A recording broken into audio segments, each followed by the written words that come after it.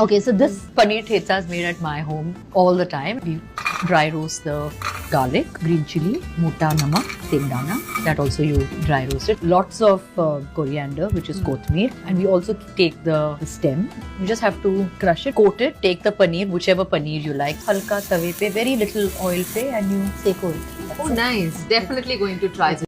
Okay, so this Paneer Thecha is made at my home all the time. We dry roast the garlic, green chili, mota namak, tendana.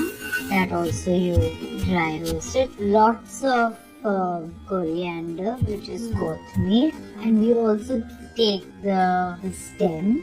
You just have to crush it, coat it, take the paneer, whichever paneer you like. Halka tawe pe, very little oil pe, and you seko it.